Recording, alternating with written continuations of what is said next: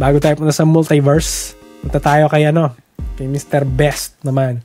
So, familiar naman kayo sa familiar kayo sa Hunger Games. Alam niyo naman to. Paano kasi yung nun? Si Shell, ilan Hunger Game. Ano? Hunger. Tatlo, ayan. Tatlo. So guys, yan, 3 daliri ang ginagamit ni Shell.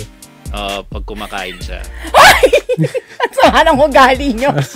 Hunger Games kayo. Hintayin nyo mamaya. Ginagaya ko lang si Katniss.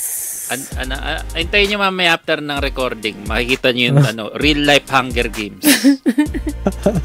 Uy, kumain na ako. Pero familiar naman kayo sa concept, di ba? Battle Royale na ng mga gutom.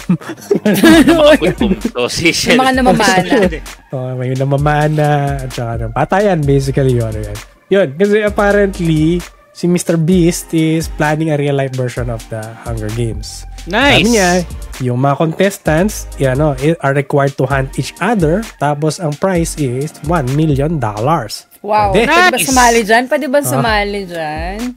Papatay ka ba, Shell? Para sa $1 million?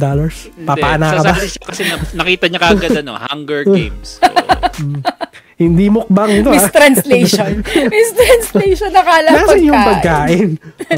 Pagkain hinanap. Hunger Games. Ibang Katniss yung mangyari dito. Pero to be fair naman, if you remember si Mr. Beast, ginawa naman niya yung di ba? Yung Squid Games. Squid Games, yep.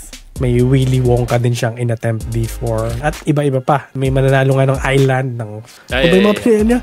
Patagal ang humawak sa sakyan. Yung huling humawak sa iyo. Yan.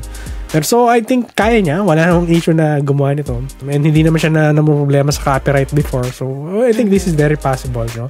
Yep.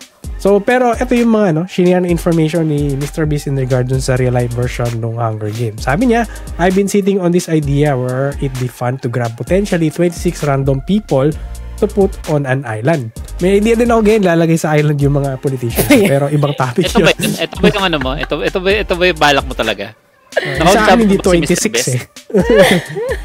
Pwede tayo mag-collab, Mr. Beast. Pwede tayo. Shout out to Mr. Beast. Pero 26 random people naman daw yung ilalagay niya. Then sa anong island kaya? Safe ba tong island na to? Karoon ng issue, dami nagreklamo na may hyperthermia or something na yung Beast Games na something. Pero yan ang nangyari guys pag wala kaming guest. Kung ano-ano pinag-uusapan. Walang kabuluhan na kalokohan. So, wasak na naman ang search results namin nito.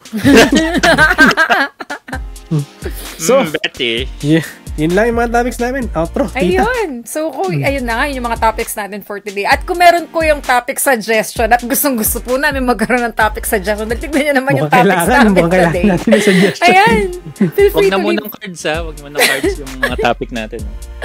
Feel free to leave comments, mag-send kayo ng message sa lahat ng Pinoy Gamer social media accounts and of course sa aming Pinoy Gamer website which is ang pinoygamer.ph. Ayan. So, shoutout po sa mga sumusunod. Yeah, shoutout kay Chupapi.